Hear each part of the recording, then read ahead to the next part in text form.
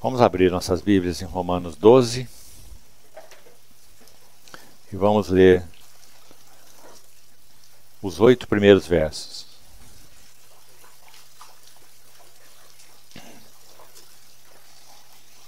Rogo-vos, pois, irmãos, pelas misericórdias de Deus, que apresenteis os vossos corpos por sacrifício vivo, santo e agradável a Deus, que é o vosso culto racional. E não vos conformeis com este século, mas transformai-vos pela renovação da vossa mente, para que experimenteis qual seja a boa, agradável e perfeita vontade de Deus. Porque pela graça que me foi dada, digo a cada um dentre vós que não pense de si mesmo além do que convém. Antes pense com moderação, segundo a medida da fé que Deus repartiu a cada um. Porque assim como num só corpo temos muitos membros, mas nem todos os membros têm a mesma função, assim também nós, conquanto muitos, somos um só corpo em Cristo e membros uns dos outros. Tendo, porém, diferentes dons segundo a graça que nos foi dada. Se profecia, seja segundo a proporção da fé. Se ministério, dediquemo-nos ao ministério. Ou o que ensina, esmere-se no fazê-lo. Ou o que exorta, faça-o com dedicação. O que contribui com liberalidade, o que preside com diligência, quem exerce misericórdia com alegria. Vamos orar. Senhor, mais uma vez te pedimos tua direção, teu suporte para a meditação e estudo da tua palavra. Guarda-nos, restringe-nos ao teu falar, para que realmente possamos ouvir tua voz nessa manhã. Confiamos-nos a ti, Senhor, esperando tudo de ti. No precioso nome do nosso Senhor Jesus. Amém. Meus amados irmãos, chegamos na segunda grande sessão desse livro, segunda e última. Você viu que aquele amém que encerra o capítulo 11 nos sugere que esse livro, naturalmente, se divide em duas grandes partes. Embora a primeira sessão, nós já fizemos isso no ano passado, nós dividimos em outras subseções, né? A sessão que fala primeiro da condenação, depois a sessão que fala da justificação, depois aqueles capítulos em Adão, em Cristo, na carne, no Espírito. Subseções, né? Nós podemos dizer que até o capítulo 11, Paulo encerra a questão doutrinária. E no capítulo 12, ele inicia a questão prática. Como, na verdade, ele faz na maioria das suas epístolas. Quando compartilhamos Efésios, os irmãos se lembram que vimos que a epístola também se divide ao meio, né? 3 primeiros capítulos ele fala da visão celestial, e os 3 últimos capítulos da vocação celestial. Para colocar a mesma coisa de outra maneira. Uma primeira parte de doutrina, uma segunda parte de ética, ou de prática. Então é o que ele faz aqui. Muito importante entrarmos na seção prática. Porque senão poderíamos pensar assim: do que vale apenas nós termos esse conhecimento sobre o que Deus operou em Cristo e nos incluiu? Bom, vale muito, né? Porque esse é o sustentáculo da nossa fé, base e fundamento do que cremos, né? Agora, se não houver nenhuma implicação, expressão, manifestação, prática de toda essa beleza do ensino, então, na verdade, teria pouco sentido, né, na nossa experiência. Por isso que você vai encontrar essa palavra logo aqui iniciando Romanos 12. Para que experimenteis. Olha aí. Experiência. Qual seja a boa, agradável, perfeita vontade de Deus. Qual é o significado do vosso culto racional. Isso é para ser experimentado. Isso não é apenas para ser entendido, né? Então, graças a Deus que Paulo não terminou com esse amém. Graças a Deus que ele foi até o capítulo 16, nos ajudando agora a andar, digamos assim, sobre essas maravilhosas doutrinas, esse maravilhoso ensino que ele já colocou aí até o capítulo 11. Agora, olha como esses 2 versos introdutórios são importantes. Vamos fazer uma divisão maior primeiro aqui, dessa sessão prática, da seguinte maneira. Versos 1 e 2, o tema é consagração. Seria bom você registrar isso aí. Nós vamos caminhar em cima desse esboço. Versos 1 e 2, consagração. Versos 3 a 8, serviço ou ministério. Certo? Verso 9 até o fim do livro, até o capítulo 16. Então, Romanos 12, 9 até o final, capítulo 16. Relacionamentos. Vamos, antes de entrar nessa sessão pequena, versos 1 e 2, vamos pensar na relação entre essas três palavras. Então, vou repetir. Capítulo 12, versos 1 e 2, consagração. Versos 3 a 8, serviço ou ministério. Verso 9 do capítulo 12, certo? Na sequência. Até o final da carta, relacionamentos. Então, rapidamente, pensemos nessas três palavras. E olha a ordem, porque foi a ordem da exposição da Escritura, certo? Nós não podemos tentar abordar o assunto relacionamentos de maneira saudável se nós começarmos pelos relacionamentos. Está claro isso? Nós nem mesmo podemos começar um assunto de relacionamento, está incluindo tudo. Vamos pensar no conjugal, vamos pensar em pais e filhos, vamos pensar no relacionamento da igreja, vamos pensar no relacionamento com o mundo. Aliás, ele trata disso no capítulo 13.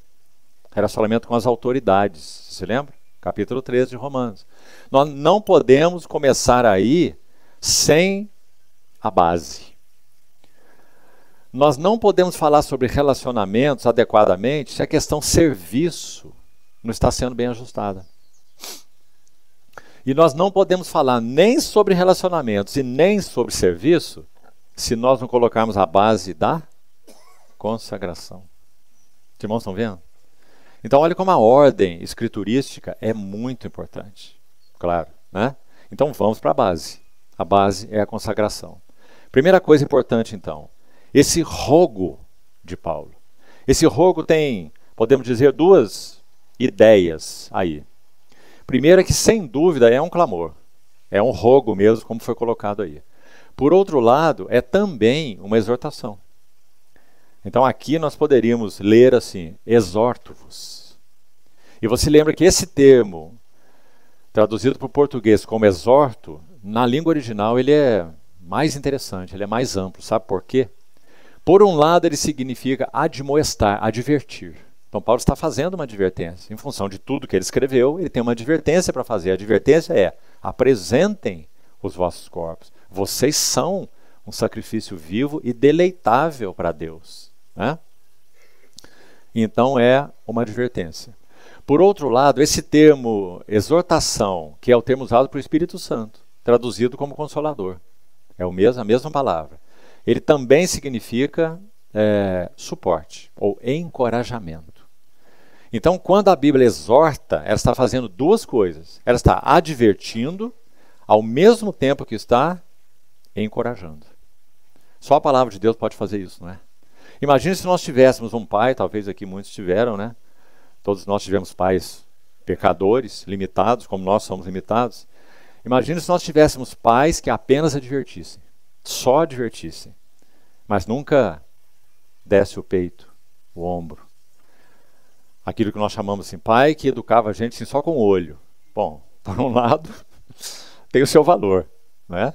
Sem dúvida. Hoje ninguém é educado com nada na nossa geração, né?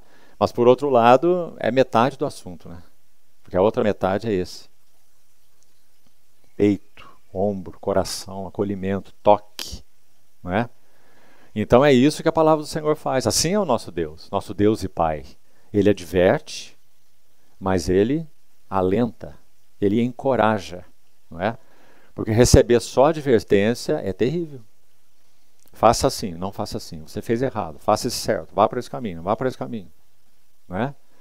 Então, graças a Deus por essa exortação. O Espírito Santo é o exortador, ou consolador, como foi traduzido aí, porque ele faz as duas coisas, né? Ele ensina, ele exorta, ele adverte, mas ele encoraja, dá suporte, graça, alento, aconchega, né? Então, penso eu, ser muito importante lermos esse termo aí dessa maneira, porque assim era Paulo. Ele diz aos Tessalonicenses, 1 Tessalonicenses 2, que ele era como uma ama que acaricia os próprios filhos. Você se lembra? Quem está falando isso é Paulo. Esse homem que era cheio de tanto conhecimento de Deus, tanto conhecimento da palavra, conhecimento do mistério de Deus, Cristo e a igreja, né? E se mostrava como uma ama dócil, termo que ele usa. Nos tornamos dóceis entre vós, como uma ama que acaricia os próprios filhos. Então, rogo-vos. Agora, olha o pois na sua Bíblia aí. Algumas traduções talvez tragam portanto, que é exatamente a mesma coisa, né? O pois e o portanto são partículas conclusivas. Você não pode dizer um pois se você não diz nada antes, né? Então o que ele disse antes? 11 capítulos. Ele falou sobre a condenação de todos os homens. Ele mostrou que os judeus não têm um privilégio particular relacionado à salvação, né? E que todos estão no mesmo nível. Ele falou sobre a justificação, ele falou sobre a santificação, ele falou sobre a glorificação, sobre o andar no Espírito e etc. Então ele diz, por causa disso tudo, eu vos exorto, advirto, encorajo, para que vocês façam uma coisa. Irmãos, é a próxima palavra. Pelas misericórdias de Deus, vocês façam algo mediante tudo que vocês já estão compreendendo aí dos meus escritos, do que Deus fez em Cristo, a maravilha desse evangelho, né? Então eu vos exorto, vos encorajo, pois, pelas misericórdias de Deus, que façam algo. Então agora não vamos perder essa expressão misericórdia de Deus, não. Porque olha isso. Tudo que ele escreveu, então, em 11 capítulos, é uma declaração das misericórdias de Deus. E não é? Quem éramos nós? Aqueles gentios perdidos, que no capítulo 11 ele diz, a ira de Deus se revela do céu contra toda impiedade e perversão dos homens que detêm a verdade pela injustiça. Não é? Adoraram e serviram a criatura ao invés do Criador. Você se lembra? Nós estávamos entre eles. Nós nascemos assim, sem rumo. Não é? Então Paulo coloca tudo isso, digamos, 11 capítulos, debaixo de uma frase. Misericórdias de Deus. Não é precioso? Misericórdias de Deus. Nós estávamos em Adão, ele nos colocou em união com Cristo. Nós andávamos na carne, ele nos ensinou a andar no Espírito, nos proveu. Ele nos chamou, justificou, glorificou. Então eu vos rogo pelas misericórdias de Deus que apresenteis. Vamos parar um pouquinho nessa palavra também? Parece, pelo que tem ouvido aí, que os irmãos têm ouvido muito essa palavra, né? Por causa de Romanos 6, não é assim? Esses membros que foram apresentados para a iniquidade e para a impureza, agora são apresentados a Deus como ressurretos dentre os mortos. Vossos membros a Deus como instrumentos de justiça, né? Porque o pecado não terá domínio sobre vós. Então Paulo está repetindo a mesma expressão que ele usou no capítulo 6. Apresenteis. Então, mortos com Cristo, ressuscitados com Cristo, e então apresenteis os vossos corpos como sacrifício vivo. Importante palavra que já foi estudada no significado dela no capítulo 6, tá certo? Apresenteis vossos corpos. Vamos parar aqui também. Será que Paulo está fazendo aqui uma dicotomia do ser humano? Será que apresentar os nossos corpos significa apresentar essa parte externa aqui a Deus de alguma maneira, então o assunto está resolvido? Como que Paulo vê essa questão de apresentar os corpos, se ele quer se referir ao homem integral? E é claro que ele quer se referir ao homem integral. Por que sabemos? Porque ele fala da mente, logo em seguida. E a mente não está no corpo físico, material, fisiológico, não é? A mente é imaterial, ela está na alma, não é? Então, o que ele quer dizer com apresentar corpo? Por que ele não usou um termo diferente, mais, digamos, inclusivo? Sabe por quê, irmão? Em outros textos, ele vai dizer que os nossos corpos, eles são um santuário do Espírito Santo. Então, quando Paulo fala sobre apresentar o corpo, nesse sentido, ele está dizendo, ele está falando sobre apresentar tudo. Quando apresentamos nossos corpos, nós apresentamos tudo que nós somos. Não está se referindo a essa parte material e fisiológica exclusivamente. Está se referindo ao que nós somos. Então, vosso corpo, não sabeis vós que fostes comprados por preço? Vosso corpo é santuário do Espírito Santo. Não sois de vós mesmos. Você está lembrando do texto? Ou você está olhando para mim como quem nunca ouviu isso? Está lembrando, né? 1 Coríntios capítulo 6. Ele fala sobre a união de um cristão entre os coríntios. Isso era tão normal. Antes deles crerem no Senhor. Tinha um templo em Corinto que era dedicado a Apolo. E neste templo cultual de adoração pagã, havia, segundo a história, em torno de 1000 prostitutas, que eram chamadas de cultuais. Prostitutas cultuais. Ou seja, esses deuses pagãos eram cultuados com prostituição. E os coríntios vieram de lá. Então Paulo vai dizer para eles, vocês não sabem que vocês foram comprados por preço? Agora, pois, glorificai a Deus no vosso corpo. Está vendo? De novo. Ele vai dizer, porque o vosso corpo é santuário. Que linda expressão, porque lá no templo pagão era o santuário desse Deus pagão, onde era cultuado com prostituição. Então Paulo está fazendo sem dúvida uma analogia aí, né? Ele está dizendo, vosso corpo, o santuário, aquele santuário é promíscuo, é satânico, é demoníaco. Vosso corpo é um santuário do Espírito Santo, que habita em vós. E vocês não são, ou não pertencem a vocês mesmos. Porque vocês foram comprados, redenção. Foram comprados por preço. Agora, pois, olha a conclusão dele em Coríntios, 1 Coríntios 6. Agora, pois, glorificai a Deus no vosso corpo. Meus irmãos, que mudança, que transformação de esfera, né?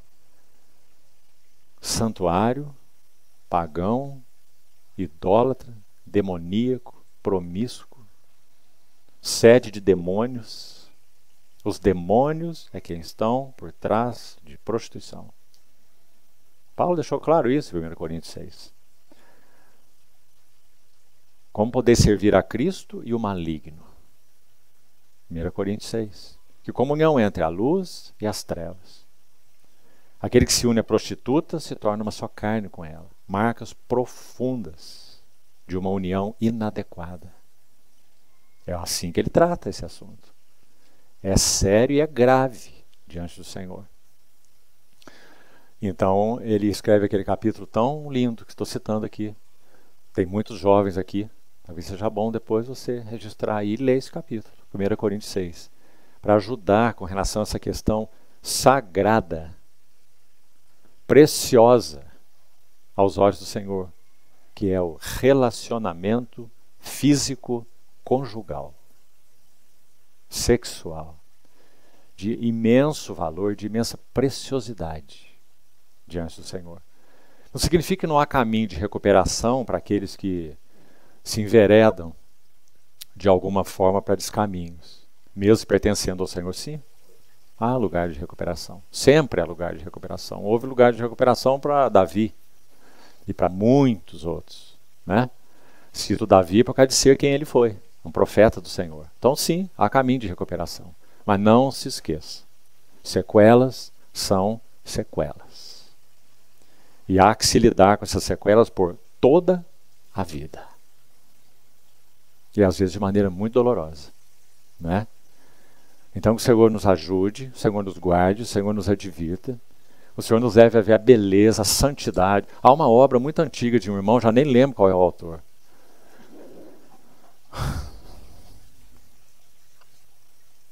Não me lembro exatamente quem é o autor. O título da obra é A Santidade do Sexo. Muito bonita a obra. Mostrando exatamente o que Deus planejou quando Ele estabeleceu o relacionamento sexual entre um homem e uma mulher. A santidade do sexo. Beleza dele, significado dele, a finalidade dele, que não é apenas procriação, é somente procriação para animais, mas não para nós que somos a imagem e semelhança de Deus, né? Gozo, prazer, intimidade, desfrute, companheirismo, união, alegria, complementaridade. Tanta coisa linda, irmãos. Acho que já usei para os irmãos também uma figura certa vez. Alguém comparou a promiscuidade como você está sentado em uma lareira. Imagina aí o quadro. Num dia frio, gelado lá fora, você acendeu o fogo, está lendo um bom livro, quentinho. E aí o livro ainda não terminou, mas o fogo está apagando e você não tem mais lenha, certo? E você está sentado numa cadeira, modelo Luís XV. Se você for comprar, custa milhares de reais, né? E aí acabou a lenha, ali está tão gostoso, seu livro não terminou, você não sabe o que fazer, você começa a quebrar a cadeira para alimentar a lareira. É uma boa figura. Ou seja, você está jogando uma preciosidade no fogo para que você se mantenha aquecido. É isso que faríamos com sexo fora da ordem de Deus. Jogar o precioso no fogo para nos mantermos aquecidos, sem levar em conta que essa lenha também vai acabar. E a hora que ela acabar, dor, angústia, frustração, para o cristão mais do que para o ímpio. Porque se ele é um cristão verdadeiro, ele tem o Espírito Santo, né? Então ele maculou o santuário do Espírito Santo. Então que o Senhor nos ajude nisso, meus irmãos, para que nossos corações sejam realmente guardados, entendam isso de uma maneira mais séria, mais bonita, mais significativa. Nos ajude a ter misericórdia de nossos irmãos que de alguma maneira possam ter caído dessa forma, né? Há caminho de recuperação, sempre há diante do Senhor. Agora, sem dúvida, é uma jornada, porque se tocou em algo muito particular, que o Senhor separou de um modo muito especial, para que o homem vivesse, né? Não de maneira promíscua, mas de maneira exclusiva, que é o que significa, né, relacionamento conjugal. Bom, apresenteis os vossos corpos. Nós paramos aqui na palavra corpo. Tão importante palavra, né? Que é que nós estamos fazendo com o nosso corpo? Comendo demais, dormindo demais, tendo lazer demais, esporte demais. Quantas mulheres, né, as irmãs, vaidade demais, cuidado demais. Não é isso? Os apelos, irmãos, para homens e para mulheres, hoje realmente não há diferença entre um e outro. Eles são muito fortes nesse sentido. Primeira curvinha que aparece de uma ruguinha no rosto, já tem que aplicar a injeção lá para encher. Não é? Por que isso? Por quê? Por quê? Será que há uma ideia de que essa juventude vai ser mantida a vida toda? Sabe o que vai acontecer? O rosto vai ficar lisinho, e homens também estão fazendo isso, e muito, né?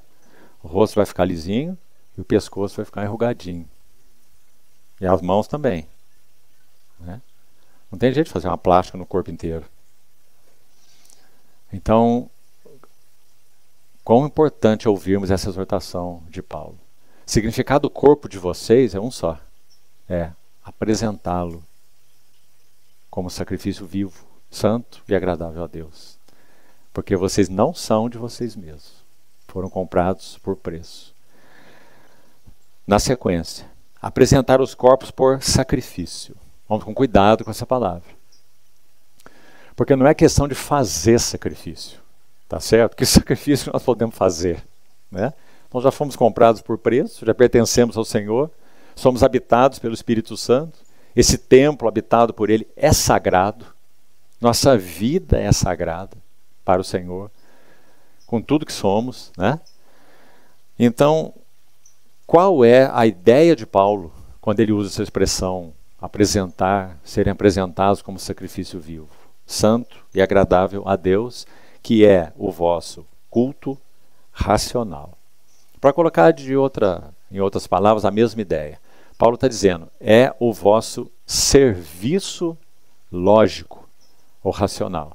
É a coisa mais lógica que se pode fazer quando se recebe a habitação do Espírito Santo, quando se crê no Senhor Jesus. É apresentar e dar a Ele aquilo que na verdade é dele, porque Ele comprou. Então esse é o culto, esse é o serviço mais lógico. Se fugir disso, então está se vivendo uma vida irracional. Porque o que Ele fez teve esse impacto, teve essa profundidade, teve esse valor, Ele comprou. Então apresenteis os vossos corpos como um sacrifício, vivo, santo e agradável. Esse é o vosso culto. Nós vamos daqui a pouco, não precisa abrir ainda, em Levítico capítulo 8. Daqui a pouco vamos para lá. Mas escute isso aqui primeiro. Paulo era, por natureza, um judeu. Ele conhecia tudo sobre o Velho Testamento. Você não tenha dúvida disso. Porque ele era um hebreu de hebreus e ele era um fariseu. Então, quando ele fala sobre oferecer os corpos como um sacrifício vivo, é claro que ele tem como pano de fundo aquela tipologia do Velho Testamento. Como que aqueles animais eram oferecidos, por que eram oferecidos, o que significava. Então, de modo geral, você conhece algo a respeito disso. Mas talvez você não tenha ainda, observado um detalhe. Em Levítico 8, há um animal que era oferecido para a consagração do sacerdote, do sumo sacerdote e dos sacerdotes, que era chamado o carneiro da consagração. Muito interessante. Porque tem o carneiro que era oferecido como holocausto, tudo para Deus, tudo queimado. Tinha outro animal que era oferecido como um bode expiatório. O sumo sacerdote confessava os pecados do povo sobre a cabeça do bode, e o bode ia para o deserto. Figura do Senhor Jesus afastando de nós as nossas transgressões, chamado de bode emissário, ou bode emissário, era o seu nome. Então, havia outro animal oferecido como oferta pelo pecado. Agora havia esse animal específico, que é chamado carneiro da consagração. Olha que interessante. Agora vamos ver o que aconteceu com ele. Porque me parece, irmãos, que Paulo tem em mente esse carneiro da consagração, quando ele fala aqui sobre consagração. Ele não está falando sobre pecado, certo? Aqui tem algo sobre pecado? Aqui em Romanos 12, 1 e 2? Nada. Então não é oferta pelo pecado, não é? Penso que haja algo aqui em Romanos 12, 1 e 2 relacionado ao holocausto. Sim, essa oferta sim. Porque na primeira oferta descrita no livro do Levítico é o holocausto. E o holocausto, nada desse animal era comido. O sacerdote não tinha nenhum direito sobre esse animal. Tudo desse animal era queimado. O holocausto era totalmente para Deus. Por isso ele é descrito como uma oferta de aroma suave. Certo? Então penso que há algo da realidade espiritual dessa oferta aqui também, envolvida aqui em Romanos 12. Mas me parece que mais especificamente o que vai nos ajudar é a visão do carneiro da consagração. Então vamos lá para ver que animal é esse e o que isso significa. Levítico capítulo 8 então. Veja que o capítulo 8 tem como tema exatamente a consagração de Arão e dos seus filhos, certo? Todo o capítulo 8. Muito rico esse capítulo, mostrando o que era feito para a consagração do sumo sacerdote e dos seus filhos. Sumo sacerdote Arão. Depois de todos os animais que eram apresentados, olhe lá para você ter uma ideia geral. Verso 14. Então fez chegar o novilho da oferta pelo pecado. Está vendo aí? Então, um novilho para isso. Arão e seus filhos puseram as mãos sobre a cabeça do novilho da oferta pelo pecado e o imolou. E aí segue. Depois, olha o verso 18. Levítico 8, 18. Depois fez chegar o carneiro do holocausto. Está vendo? Cada animal está falando de uma coisa, certo? O primeiro sobre o pecado. Arão, o próprio Arão era um pecador, tinha que oferecer o sacrifício por si mesmo e pelo povo. Depois o carneiro do holocausto, tudo para Deus, consagração absoluta, não é? Total. Agora, muito interessante esse verso 22, olha lá. Então fez chegar o outro carneiro, terceiro animal já. E aqui ele recebe esse nome, que me parece tão interessante. Carneiro da consagração. Vamos pensar um pouquinho sobre esse animal. Bem, quando ele estava lá no pasto, o que ele era? Só um carneiro, quem sabe um bom comedor de grama, né? E não podia passar disso, um carneiro comum. Mas agora ele foi separado e foi chamado de o carneiro da consagração. Agora ele vai representar algo. Apesar dele morrer, privilégio desse carneiro, porque os outros também vão morrer, né? Mas não era carneiro da consagração. Então esse aqui está tendo um privilégio muito especial. O carneiro da consagração. E olha lá. E Arão e seus filhos puseram as mãos sobre a cabeça do carneiro. Por quê? O que vai acontecer com esse carneiro é típico, é tipológico daquilo que deve ocorrer comigo, porque eu estou oferecendo esse carneiro, Arão no caso, né? Está oferecendo esse carneiro. Então esse carneiro está me tipificando. Eu ponho as mãos sobre a cabeça dele, eu estou identificado com ele. Vamos ver o que acontece com ele então. Primeiro ato, depois dessa imposição de mãos. Verso 23. E Moisés o imolou. E tomou do seu sangue, e o pôs sobre a ponta da orelha direita de Arão, e sobre a ponta da sua mão direita, e sobre o polegar do seu pé direito. Vamos com cuidado aqui. Primeiro, consagração significa imolação. Consagração significa que, por um lado, o primeiro passo, nós estamos mortos para aquilo a que estávamos sujeitos. A que nós estávamos sujeitos? Ao diabo, ao pecado, à carne, ao mundo, à morte. Vou mencionar 6. E o sexto, ao ego. A vida egocêntrica. Viver para nós mesmos. Irmãos, o verdadeiro carneiro da consagração, o nosso Senhor Jesus, em um só golpe, quando ele foi imolado na cruz do Calvário, ele nos livrou em um só ato, na sua morte, de todos esses 6 inimigos. Em um ato. Todos os 6. Então, quer que eu repita? Quais são os 6? O diabo, o pecado, os irmãos estão anotando, né?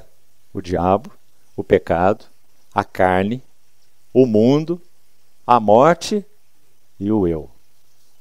E o ego. Então, quando nós partimos o pão no domingo, nós temos muito para adorar o Senhor. Porque Ele nos libertou de todos esses inimigos em um só golpe, na cruz do Calvário. Como que nós vamos experimentar, olha isso, na prática, a libertação de todos esses inimigos? Como? Apresenteis os vossos corpos como sacrifício vivo. Então, em função de uma consagração, que é tanto um ato, quanto é um processo, também, talvez depois falemos um pouquinho sobre isso, nós vamos experimentando o valor na nossa experiência do que o Senhor Jesus já fez na cruz do Calvário com todos esses inimigos. Ficou claro isso, irmãos? E isso é muito importante. Porque senão nós podíamos entrar em considerações complicadas. Podíamos pensar assim, se Cristo então realizou tudo o que Ele realizou, por que eu ainda me vejo sujeito a, quem sabe, motivações, pensamentos que o Espírito Santo deixa claro para mim que são carnais? Por quê? Porque é só na medida que formos crescendo, mais da medida de Cristo for sendo formada em nós, mais do caráter de Cristo sendo formado em nós. Como? Pela ação do trabalho da cruz em nós, pela ação da palavra de Deus em nós, que aliás é um dos aspectos do trabalho da cruz em nós, é a ação da palavra de Deus em nós. Quanto mais nós formos sensíveis à unção, ao direcionamento, ao ensino do Espírito Santo, vós todos possuís a unção que vem do Santo, e todos tendes conhecimento. ou percepção. A unção que permanece em vós vos ensina a respeito de todas as coisas. E João vai dizer assim, é verdadeira, não é falsa. Então permanecei nele, como ela, a unção que vem do santo, nos ou vos ensinou. Então é assim que nós vamos avançando na vida cristã. E vamos experimentando na prática essa completa libertação que já tivemos quando fomos unidos com o Senhor Jesus pela fé. Porque fomos unidos pela fé àquele que realizou cabalmente toda essa libertação. O que falta para Cristo realizar com relação ao pecado? Com relação à carne, com relação ao mundo? O que ele diz? Aí vem o príncipe do mundo, o diabo, e ele nada tem em mim. Chegou o momento de ser julgado este mundo. Chegou o momento, já passou, irmãos, 2000 anos atrás. Chegou o momento de ser julgado este mundo. E o seu príncipe será expulso. João capítulo 12. Irmãos, estão vendo a gravidade dessas palavras? Ele já fez com todos os 6 inimigos. O que nós temos que fazer? Bom, primeiro, nós não fizemos nada. Pela bondade e graça de Deus, nós somos unidos ao vencedor. Primeiro. Segundo, nós vamos aprender, usando as palavras dele, a permanecer em mim e eu permanecerei em vós. Porque sem mim, nada podeis fazer. Nenhuma vitória ireis experimentar. Porque a vitória não está em você. A vitória está em mim. Então permanecei em mim, disse o Senhor. Ele é quem venceu todos esses inimigos. Não foi você, nem eu. Então é só numa vida de união com Ele, que é o tema de João. Vida de união com Ele, que nós podemos experimentar a sua vitória. O que é vida de união com Ele? Apresenteis os vossos corpos. Consagração. Vida de união com Cristo. Então, tão importante compreender isso, meus irmãos. Muito importante, sempre. Em qualquer etapa da vida cristã, se nós dermos lugar, e isso aí é sempre sutil, é sempre vagaroso, não é assim do dia para a noite. Dando lugar a sentimentos, dando lugar a pensamentos, dando lugar a motivações, que o Espírito Santo está dizendo, cuidado, cuidado, preste atenção, seja cuidadoso, olhe isso com mais cuidado, não é? Ou até falando mais gravemente, dizendo, arrepende-te. Você está cultivando algo que não é meu, não é? Então, se não atentarmos para essa voz do Espírito Santo, nós vamos cair. Não há nenhuma salvaguarda nesse sentido para um cristão novo ou para um cristão maduro. Nenhuma. Sabe por quê? Porque a carne é a mesma nos dois. O que é nascido da carne é carne. E sempre será carne. Então andai no Espírito. E jamais satisfareis a cobiça da carne. Então é tão importante compreender isso, irmãos. Nós não somos guardados pela experiência, nós não somos guardados pelo tempo com o Senhor, não somos guardados pelo quanto conhecemos da Bíblia. Em si mesmo essas coisas. A experiência, o quanto conhecemos do Senhor, o quanto conhecemos da palavra, é muito importante. Mas em si mesmas, essas coisas não vão nos guardar. Se elas forem alienadas de uma real vida de união com Cristo, que é o permanecer em mim, que o Senhor falou. Não é? Então, pensem sobre isso. E permanecer no Senhor não tem nada de místico, inatingível, elevado demais, fora do nosso alcance, muito pelo contrário. Sei que já falei isso aqui também outras vezes, vou repetir. Permanecer no Senhor é, em primeiro lugar, manter a sua palavra nos nossos corações. Habite ricamente em vós a palavra de Cristo. Paulo vai dizer, então instruí-vos, aconselhai-vos. Leia a palavra, irmão, medite na palavra, irmão. Separe tempo para a palavra, irmão. Memorize a palavra, irmão. Ouça a palavra. Leia livros espirituais. Não perca tempo comprando os livros da moda. Deixe esses autores aí que não ajudam em nada. Leia algo consistente, sólido, de irmãos confiáveis. Alimente seu coração. Habite ricamente em vós a palavra de Cristo. O outro aspecto, aprender a discernir a unção interior.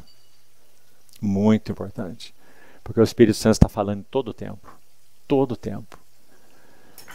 Pense sobre o relacionamento familiar. Pense. Quando você passa alguma situação difícil lá, então algumas coisas se levantam dentro de você. O Espírito Santo fala, não é? O que você deve fazer, o que você deve falar. Palavras duras, agressivas, retaliadoras, más, duras, não é? Para com esposa, filhos, para usar o círculo mais íntimo. Ele fala, nós não fazemos isso desavisados, não. Ou se é o caso de sermos muito intempestivos, assim falarmos, ele vem. Ele vem e diz, o que é isso? O que é que você está fazendo? Para onde você quer ir? Ou ele não fala assim com você? Fala, se você é um cristão, ele fala. Não é? E o que é que nós costumamos fazer? Ultrapassarmos os limites que o Espírito Santo está traçando para nós. Ao invés de nós reconhecermos o limite e darmos um passo para trás. Imediatamente. Né? Mesmo que aí só na sua relação com Ele. Senhor, me perdoa. Senhor, põe guarda nas portas dos meus lábios. Né? Então, se nós fazemos isso, nós estamos aprendendo a andar no Espírito. Irmão, sabe o que vai acontecendo graças ao Senhor? Senão nossa vida nunca amadureceria, né? À medida que vamos exercitando esse ouvir o Senhor e responder a Ele, ouvir a unção do Espírito Santo, a capacidade de restringir-nos, a capacidade do Espírito Santo nos restringir-nos, ela vai só aumentando.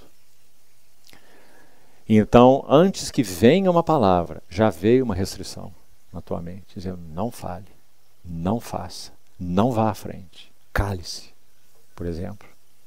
Ou então o contrário, ou então fale a boa palavra, fale a palavra temperada com sal, como Paulo vai dizer aos Colossenses. Fale a palavra que é boa para edificação e transmita graça. Não é? Irmãos, que coisa mais linda isso. O povo no Velho Testamento deveria ser, né, governado por uma lei externa. Não matarás, não cobiçarás, não terás nada, não terás falso testemunho, não terás outro Deus diante de mim. E na pedra. Não é? Agora Paulo vai falar sobre isso em 2 Coríntios 3. Ele vai dizer, a lei de Deus foi escrita nos nossos corações pelo ministério do Espírito Santo. Não que nós, por nós mesmos, sejamos capazes de pensar alguma coisa como se partisse de nós, mas a nossa suficiência vem de Deus, que nos habilitou para sermos ministros de uma nova aliança. Não da letra, mas do Espírito. Porque a letra mata, mas o Espírito vivifica. Não é maravilhoso, irmãos? Ninguém poderá apagar essas escrituras do nosso coração. Nunca. O máximo que os homens podem fazer conosco é nos matar. E eles não sabem que estão fazendo um benefício.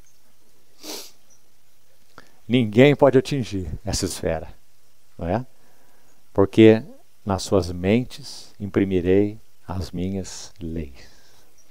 E nos seus corações as inscreverei. E eu serei o seu Deus. E eles serão o meu povo. Que maravilha, irmãos. É essa etapa que nós estamos vivendo na nossa relação com o Senhor. Essa é a nova aliança. Que o Senhor nos ajude a compreender mais disso, meus irmãos. Nas nossas relações, na nossa jornada diária, nossa relação com o mundo, com o patrão, com o empregado, com as coisas difíceis. Não é? Porque nós temos toda a provisão. Toda a provisão. Não falta nada para nós. Nada.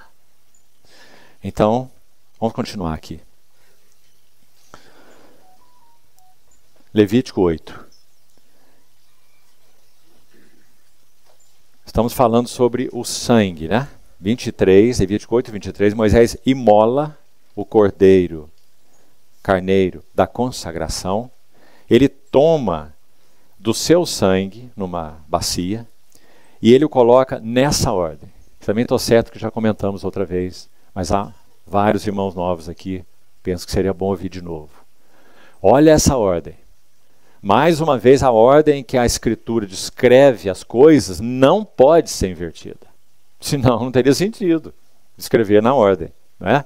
Então, o sangue ser aplicado, o que significa? Vamos começar por aí. Bem, meus irmãos, sangue fora do corpo só tem um significado, morte. Enquanto o sangue estiver no corpo é vida, se estiver fora do corpo é morte. Então o animal morreu, tipificando o próprio Arão, é consagração, tá certo? Então aquele sangue, morte, foi aplicado onde? Pela ordem, ponta da orelha direita, o lóbulo da orelha direita. Olha isso.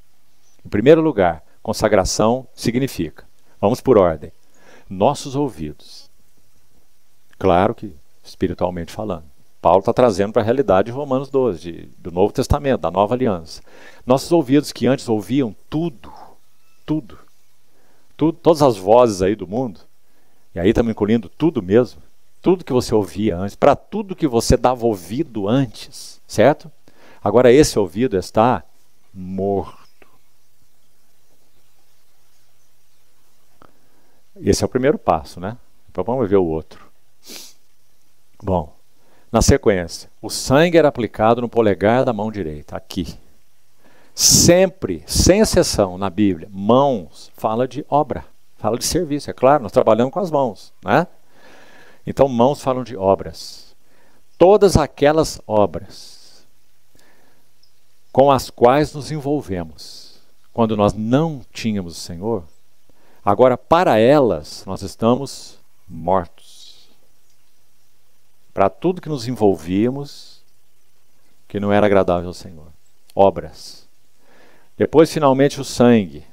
Vamos lembrar bem. Sangue primeiro. No pé. Polegar do pé direito. E pés na Bíblia sempre falam de caminhos. Quão formosos são os pés dos que anunciam as boas novas. Seus pés são velozes em derramar sangue. Textos da palavra de Deus. Porque pés falam de caminhos. Então, todos os caminhos nos quais andávamos antes de recebermos o Senhor. Para esses caminhos, nós estamos mortos. Então é tão importante isso, meus amados irmãos. Porque não é devemos estar mortos, é estamos mortos. Voltamos a Romanos 6, né? Porque nós fomos identificados com Cristo no valor da morte que Ele já morreu.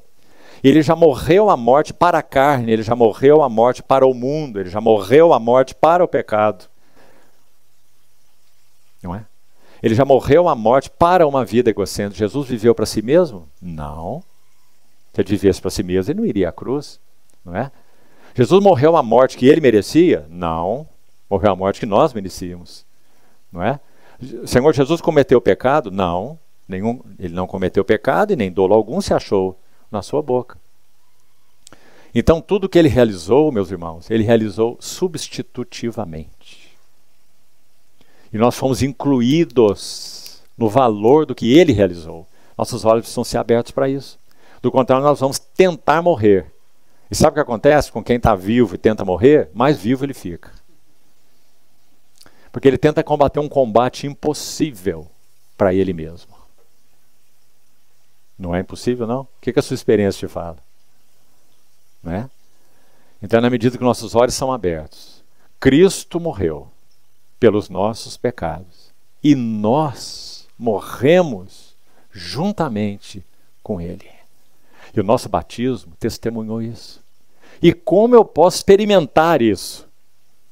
Apresentei os vossos corpos como um sacrifício vivo, santo e agradável a Deus. Cada dia, cada manhã. Primeiro um ato. Vou indicar para você um livrozinho. Estava conversando com o Lúcio nessa manhã. Você deve, talvez, achá-lo só em sebo virtual. PDF na internet. Acho que não existe mais para vender. Minha esposa e eu lemos esse livrinho. Nós éramos noivos ainda. E posso dizer aos irmãos que teve um impacto muito grande em nossas vidas. O autor se chama F.B. Meyer.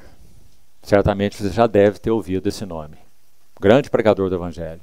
F.B. Meyer. M-E-Y-R ou E-R. M-E-Y-E-R. Meyer.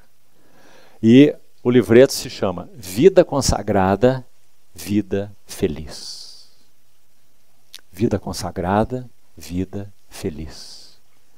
Então ele vai mostrar qual é esse fundamento da consagração, qual é o significado da consagração e quais são os efeitos da consagração. Muito maravilhoso. E uma das coisas que ele vai dizer nesse livro, por isso me lembrei dele aqui, é um livreto de 20 páginas, 25 páginas, um livretinho. E às vezes tem alguns livretinhos assim que se parece, sabe com o quê? uma pílula de psicotrópico. Você põe só assim um pequenininho debaixo da língua, mas dorme 24 horas. Não é? Muito potentes. E esse é um deles, um desses psicotrópicos aí espirituais. Muito precioso. Uma das coisas importantes que ele diz, olha isso. A consagração é tanto um ato, quanto é um processo. Ou seja, se ainda não chegou, tem que chegar um dia na sua vida, como cristão, em que você se dobre diante do Senhor e diga assim, Senhor, por causa do que o Senhor fez na cruz e em mim, me chamando para Ti, eu, hoje, me consagro inteiramente a Ti. Só que não pode ser algo que saia só daqui. Você tem que estar consciente do significado do que tudo isso significa. É tudo. É você, seu coração, suas coisas, seus negócios, sua vida familiar, tudo. Eu entrego tudo que há em mim a Ti. Me consagro a Ti. É um ato. Agora, esse ato precisa ser renovado cada dia. Porque também é um processo. Então, a cada manhã nós devemos dizer, Senhor, se esses olhos abriram, o Senhor Jesus, quando homem, em Isaías 50, ele diz assim, o Senhor Deus me deu língua de eruditos, para que eu saiba dizer boa palavra ao cansado. Ele, o Senhor Deus, me desperta todas as manhãs. Desperta o meu ouvido, para que eu ouça como os eruditos. Eruditos significa ali discípulos. Então, meus irmãos, vamos ser bem práticos. Quando nós dormimos, o sono é uma figura da morte. Você sabe muito bem disso, né? Lembra do sono de Adão? Sono é uma figura da morte. Cada um de nós, quando entra nesse sono, poderíamos dali partir para o Senhor. Certo? Então, quando nós despertamos a cada manhã, podemos dizer claramente que o sopro de Deus está sendo renovado em nossos corações. Está entendendo? Por isso que Lamentações disse assim, as misericórdias do Senhor se renovam a cada manhã. Então ele renovou o sopro de vida no nosso coração quando nós acordamos. Aí a pergunta é, acordamos para quê? A segunda pergunta, acordamos para quem? Não sois de vós mesmos. Por que o Senhor renovou o seu sopro em nós naquela manhã? Uma finalidade. Sereis as minhas testemunhas. O Senhor mantém seu sopro em nós, irmãos, para que nós sejamos cartas vivas, testemunhas dele, enquanto ele nos mantiver nesse mundo. Começando, é claro, da esfera mais íntima, nosso lar. Como falávamos ontem, não é? Se Deus é o Deus que nunca falha e que socorre órfãos e viúvas, bem, minha esposa não precisa de mim, nem meus filhos. Quem sou eu? Concorda? Ele nunca vai abandonar as viúvas e nem os órfãos. Ele disse, ainda que sua mãe e seu pai te abandonem, eu te acolherei. Nunca te desampararei. Não é? Então o que nós estamos fazendo na nossa casa? Falamos ontem, né? Ele nos mantém, nos renova o sopro a cada manhã para que nós sejamos instrumento dele, para que outros avancem no conhecimento de Deus e na vida da fé. Para o vosso progresso e gozo da fé. Nas palavras de Paulo em Filipenses capítulo 1. Muito importante, não é, meus irmãos? Então, vamos manter em mente o significado desse carneiro da consagração. Apresentei os vossos corpos significa seu ouvido agora não é seu. Aquilo que você ouvia, quem sabe tanto gostava, acabou. Sua mão agora, as coisas que você queria, envolvia, agora não é sua. Sua mão agora, falando de obras em geral, né? Membros de Cristo. Seus pés, no caminho que você escolhia e andava, agora também não são seus. Então, esse é o lado de cá da consagração, o primeiro aspecto. Agora tem um lado de lá. Sabe qual é o lado de lá? Olha isso, que beleza. Vamos seguir. O 24. Também fez chegar os filhos de Arão, pôs daquele sangue sobre o polegar, sobre a ponta da orelha deles, o polegar da mão direita deles e o polegar do pé direito. Todo o assunto do mortos para, que eu já acabei de falar, né? Ouvidos, obras, mãos e pés, caminhos. Mas graças a Deus, irmão, esse lado é, vamos pôr entre aspas aqui, negativo.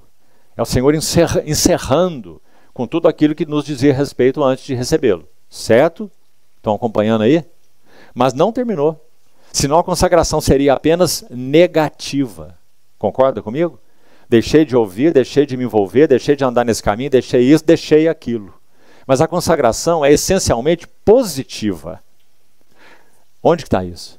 Olha aqui no verso 24. E aspergiu Moisés o resto do sangue sobre o altar em redor. Sabe o que acontece no final? O Senhor recebendo, claro, todo esse sacrifício que ele mesmo ordenou. Então, quando parte do sangue é recolhido nessa bacia e aspergido dessa forma, e aplicado primeiro, dessa forma, nos lugares onde nós já indicamos, isso fala, mortos para, certo? Agora, quando todo o resto do sangue, você vê que é a parte muito maior. Aquele sangue que era aplicado aqui, era uma partezinha do sangue, recolhido numa bacia, um pouco do sangue aqui, um sangue ali, um sangue lá. Está falando desse aspecto importante, né, do rompimento com aquilo que nos governava. No sentido do ouvir, no sentido das obras, no sentido dos caminhos. Mas e agora o lado positivo qual que é? Todo o restante do sangue era então colocado sobre o altar, particularmente sobre as pontas do altar, como se diz. Por quê? Porque eles eram então apresentados agora a Deus. Não é? O que isso significa? Significa, consagração então significa mortos para o mundo, mas vivos para Deus. Onde que está isso mesmo? Romanos 6. Lembra? Por um lado, mortos, mas por outro lado, vivos. Por um lado, mortos para o mundo, por outro lado, vivos para Deus. Então, isso é consagração. Então, essa figura realmente é muito bonita. O carneiro da consagração. Vamos voltar lá, vamos seguir com Romanos 12. Verso 1, então, já terminamos. É um sacrifício vivo, interessante, né? O carneiro morria. Nós nos apresentamos a Deus e ele recebe esse sacrifício como um sacrifício vivo. Nós estamos vivos e apresentamos nossos corpos vivos. É santo porque foi separado para Deus. E essa última palavra tão doce, né? É agradável. Meus irmãos, Deus se agradar de algo é surpreendente. Porque na verdade, sendo bem estrito, a única coisa da qual Deus se agrada é o seu Filho. Esse é o meu Filho amado e nele eu tenho todo o meu prazer, todo o meu contentamento, né? Então, se nós podemos ser para Deus um sacrifício agradável, o que isso significa? Que nós estamos nos apresentando de acordo e naquele que para Deus é totalmente agradável, o seu Filho. Então o Senhor aspira essa oferta de nossas vidas de uma maneira prazerosa. É o sentido desse termo aí. É prazer, irmãos, para o Deus Santo nos receber como um sacrifício. Assim como é prazer para Ele o seu Filho amado. Paulo em Efésios junta essas duas coisas. Diz que nós fomos aceitos por Deus no amado. Verso 2. E não vos conformeis, tomar a forma. Não vos conformeis com este século, mas transformai-vos. Vamos com cuidado aqui, mais uma palavra importante. Ela é a mesma palavra usada no texto do Novo Testamento para se referir ao Senhor Jesus no Monte da Transfiguração. Quando é dito assim, e ele foi transfigurado diante deles, certo? A palavra traduzida lá para transfigurados é a mesma aqui para transformados. Metamorfo, mudança de forma. Como que nós podemos ser transfigurados? Olha isso, irmão. Renovação da vossa mente. Muito importante. A mente não é a faculdade central e mais importante do ser humano, como Deus o criou. A faculdade mais importante do ser humano é o espírito. E mente é uma faculdade da alma e não do espírito. Por outro lado, como sede, como faculdade da alma, a mente é a mais importante.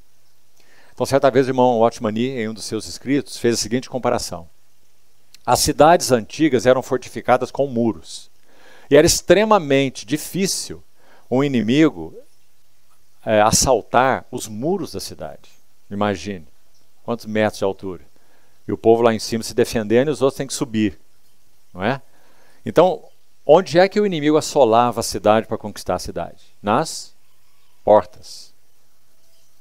Claro, não é? A porta é o lugar frágil. Então, se as portas da cidade fossem conquistadas, a cidade estava conquistada. Então ele compara a nossa mente às portas de uma cidade, dizendo que em todo tempo o inimigo de Deus está batalhando pelos nossos pensamentos. Todo tempo. Buscando cativá-los, buscando seduzi-los, conquistá-los, capturá-los, distraí-los. Não é só do lado negativo aí, não. Da sedução, tentar seduzir nossos pensamentos. É o lado também de distrair os nossos pensamentos. Nos atabalhoando de coisas, de assuntos, de interesses, de propósitos, de alvos, de metas que não acabam nunca. Não é assim com você? Um negócio puxa outro negócio e mais outro negócio. Não é? Um curso puxa outro curso e mais um curso. Quando eu me formei no curso superior, bastava você se formar, se exercer sua profissão e ótimo. Hoje, você tem um título superior, vale quase nada. Nada. Imediatamente você já tem que pensar numa especialização. E, se possível, num mestrado. E seria muito bom um doutorado. Não é assim? Você entra num trabalho, já está pensando em quantos degraus você tem que subir para ser o supervisor. Não é? As empresas antigamente não eram assim.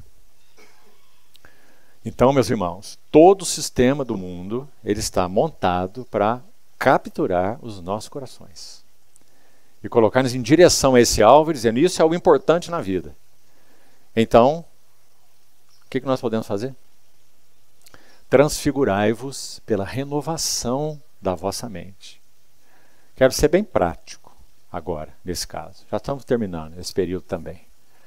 E isso implica em muita coisa.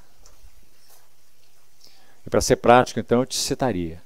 Você estaria disposto a ter uma redução, ou, se for o caso, uma não promoção salarial, vamos pensar, e adequar a sua família a um orçamento mais simples, para que você tenha mais tempo? Nessa ordem, tempo para Deus. Você tem tido tempo para Deus? Você tem tido tempo para as Escrituras? Se não tem, isso precisa ser arrumado. Você tem tido tempo de qualidade para sua esposa? Para os seus filhos? Ou sempre os programas com os filhos estão sendo adiados eternamente? A pescaria que nunca vem, o passeio de bicicleta que nunca acontece, a ida não sei aonde que nunca ocorre, porque não tem tempo. E quando tem algum tempo, está quebrado, quer dormir. Não é?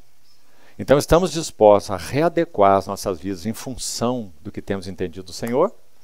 A finalidade é carro melhor, casa melhor, não é? Moto melhor, raquete melhor, roupa melhor, e tudo melhor, mais caro, mais energia, mais tempo. Irmãos, o inimigo de Deus é mestre, formado, graduado em usar essas coisas para nos perturbar, nos distrair de Cristo. E nós temos que fazer opção. É simples? Não. Mas muitas vezes o erro já começou lá atrás. Nós colocamos, quem sabe, nossa esposa, colocamos nossos filhos em um patamar em que nós não temos mais condição de reverter isso. O que precisa acontecer? Conversa honesta. Dizer, meu bem, vamos avaliar a nossa história com Deus, nossa história com o Senhor. Vamos reavaliar. Quero ouvir você. Depois também quero que você me ouça. Nós vamos orar. Ninguém vai tomar atitude intempestiva, querer mudar a coisa do dia para a noite. Não é questão disso. Mas é questão de ser sóbrio. De apresentar as coisas ao Senhor. Será que está certo como estamos vivendo? Está bom? Está correto? Está adequado? Está nos ajudando? Está nos ajudando a avançar no testemunho do Senhor, nas realidades espirituais, ou está nos atrapalhando com relação às realidades espirituais? É a pergunta que temos que fazer. Para nós e para as nossas esposas. Estamos avançando, está nos ajudando ou está nos atrapalhando? Está sendo um obstáculo. Se reconhecemos que não está bom, que está sendo um obstáculo, precisamos orar. Precisamos pedir, Senhor, mostra-nos um caminho e, Senhor, nos dá coragem para fazer o que for necessário. É isso que precisamos fazer. Do contrário, não vamos fazer. Não é? Então, por que estamos falando disso? Renovação das vossas mentes. Você vê? Ler aqui é muito bonito, né? E é mesmo, maravilhoso. Mas o que implica? Os irmãos lembram que nós, quando compartilhamos Efésios 4, Paulo fala lá sobre a escola de Cristo. Já vou terminar aqui. Ele fala assim, Efésios 4, 22. No sentido de que, quanto ao trato passado, a maneira que vocês viviam antes, o trato passado, vos despojeis do velho homem que se corrompe segundo as concupiscências do engano. Efésios 4, 22. Na sequência ele diz, e vos renoveis. Mesma palavra de Romanos 12. E vos renoveis no espírito da vossa mente. Ou no espírito do vosso entendimento. E aí ele continua, e vos revistais do novo homem, criado segundo Deus em justiça e retidão, que são da verdade. Aí para concluir então, o que é o espírito do entendimento? Nós sabemos o que é o entendimento, é a mente, os pensamentos. E sabemos o que é o espírito, certo? Essas duas coisas em si são distintas. O entendimento, os pensamentos é uma faculdade da alma e o espírito é o nosso órgão mais nobre, né? Que Deus plantou em nós para ter comunhão com Ele, relacionamento com Ele, recebermos ensino dEle, né? Mas o que é espírito da mente? É uma palavra muito distinta. Paulo só usa aí esse termo em todas as suas cartas e é o único no Novo Testamento inteiro. Vou explicar para você o que é o espírito da mente. Espírito da mente é um princípio de bastidores. Digamos, é algo que está aqui por trás, olha, de toda a nossa maneira de pensar. Antigamente, não sei se ainda é assim, né? Na verdade tenho que te dizer que eu nunca fui no teatro. Mas sei como é que funciona, né? Já vi na televisão. Então, antigamente, os teatros eram assim. Eles tinham o palco, onde os atores se apresentavam. No meio do palco, bem no meio do palco, tinha uma caixa. Uma caixa, que era um buraco. E esse buraco era fechado, assim, olha, imagine isso, um cercadinho para o público. Então, quando o público olha para o palco, o que ele vê? Ele vê uma plataforma e ele vê uma projeção. Está entendendo? No meio da plataforma, um cercadinho, e ele não vê nada ali, é fechado para ele. Mas a porta é aberta aqui, ó, a frente é aberta. Ou seja, é aberto para os atores que estão no palco. Por que havia isso? Porque lá dentro ficava, escondido ali, naquele buraco, a pessoa que tinha todo o script da peça que estava sendo apresentada. Se algum ator esquecesse a fala dele, essa pessoa soprava para ele. Se desse um branco nele, essa pessoa ia ajudar com a parte do texto que ele esqueceu. Entendeu? Então, um princípio de bastidor. Ninguém vê essa pessoa, mas essa pessoa está lá. Tá certo? Governando o que os atores estão fazendo. Então esse é o espírito do entendimento. Quando que isso começou a ser formado? Quando você nasceu. É o que você viu no seu pai, é o que você viu na sua mãe. São as palavras que você ouviu, são os colegas que você teve de escola, são as bobagens que você ouviu. A primeira revista pornográfica que te apresentaram. Certo? For formando. O espírito da mente. Literaturas que você leu, literaturas ímpias, literaturas de ateus. Paulo chama em 2 Coríntios 10 de fortalezas e sofismas, que se levantam contra o conhecimento de Deus. E graças ao Senhor, Paulo diz assim, as armas da nossa milícia não são carnais, mas são poderosas em Deus para destruir fortaleza. Graças ao Senhor, irmãos. E anular sofismas. Sofismas são filosofias. Quantos de vocês aqui talvez tenham sido expostos à filosofia marxista, à filosofia de Nietzsche, por exemplo, e muitos outros ateus, né? Karl Marx. Sofismas que se levantam contra o conhecimento de Deus. Aí ele vai dizer assim, olha, levando cativo todo pensamento, olha a mente aí de novo, a obediência de Cristo. Graças ao Senhor. Né? Então, o espírito da mente é esse princípio de bastidor. Está aí dentro de você. Então, digamos, quando você deu aquela palavra que você não queria, de uma forma que você não queria para alguém, é por causa do princípio de bastidores. Quem sabe você viu a vida inteira seu pai falar assim, sua mãe agir assim, seu colega fazer assim, não é? Essas coisas estão alojadas aí, dentro de você, aqui atrás assim. E estão ditando as regras. Então Paulo diz assim, transfigurai-vos pela renovação da vossa mente. E na medida que isso for acontecendo, vocês vão experimentar o quê? A boa, agradável, perfeita vontade de Deus. Irmãos, tão grande salvação, vocês não acham? Tão grande salvação. Mente ímpia, mente corrompida, mente perversa, mente cheia com pensamentos de grandeza. Quantas crianças são criadas com pensamento de grandeza? Quantas crianças são criadas com pensamentos depressivos?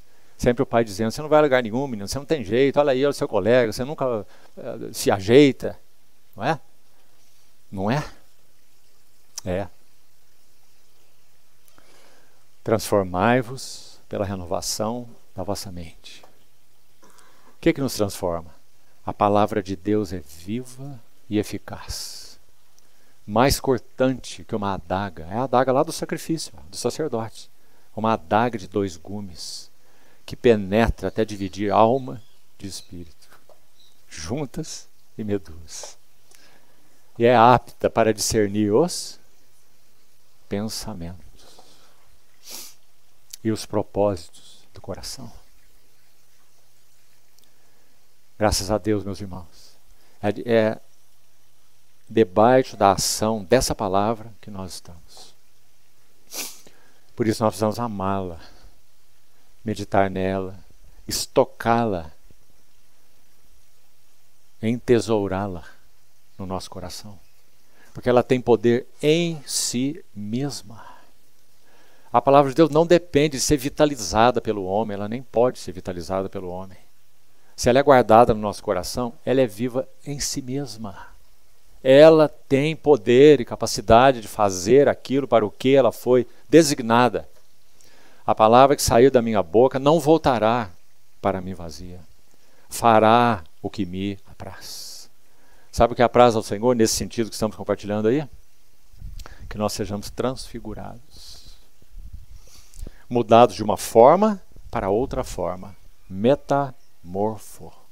Transfigurai-vos pela renovação da vossa mente. Graças ao Senhor. Porque Ele atinge esses níveis que ninguém pode atingir. Não tem psicanálise que possa atingir esses níveis. São muito mais profundos. E a palavra de Deus atinge todos esses níveis. Então, meus irmãos, por isso Paulo começa com consagração. Nesses 2 versículozinhos. E aí ele vai entrar no serviço. Imagine falarmos sobre profecia, ensino, exercer misericórdia, sem essa realidade da consagração. Impossível, meus irmãos, impossível. Não é? Então, graças ao Senhor, porque é aí que nós estamos. Somos dele. Ele já nos separou. Ele já venceu todos esses inimigos. Ele nunca tem um veredito de irrecuperabilidade para ninguém que pertença a ele. Todos somos recuperáveis, onde quer que estejamos. Mas há algo que nos compete fazer. É essa a resposta, aquilo que o Senhor tem requerido de nós. O Senhor, então, siga, amados irmãos, falando conosco. Vamos terminar aqui. E à noite nós seguimos com esse aspecto do serviço. Se você quiser ler esse textozinho aí, seria bom para se preparar para a noite. Aí nós vamos ter 7, interessante serem 7. Temos 7 classificações gerais de serviço. Aí nesses versos 3 a 8. E à noite então vamos meditar um pouco sobre cada uma delas. Vamos orar. Obrigado, Senhor. Obrigado porque o Senhor veio a nós quando nós éramos tão disformes, tão deformados. Obrigado porque o Senhor nos achou, nos buscou. Glória ao nome Teu. Assim te pedimos, Senhor, que o Senhor não se intimide com os nossos desajeitos, mas que o Senhor mantenha a Tua mão firme sobre as nossas vidas, tanto discipulando-nos quanto disciplinando-nos. Ajuda-nos a compreender e receber as Tuas correções, os Teus alinhamentos. Também pedimos ao Senhor que nos encoraje, Senhor, em nossa fraqueza e limitação, nos chamando sempre de volta para as Tuas afeições, para o Teu coração, para os Teus ombros. Precisamos tanto, Senhor, precisamos desesperadamente de encontrarmos o Teu peito a cada manhã. Pedimos ao Senhor que seja assim conosco e que assim o Senhor recupere tudo que há em nós, Senhor, desde os nossos pensamentos e motivações mais íntimos até o nosso andar, nossa conduta, nosso palavreado, nosso estilo de vida. Obrigado pela Tua gentileza em tratar conosco, Senhor, Tua bondade infinita, Tua paciência, Tua longanimidade. Agradecemos-Te por isso, Senhor.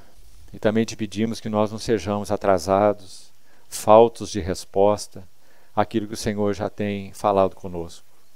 Ajuda-nos, Senhor, nisso. Te pedimos assim, no Teu precioso nome. Amém.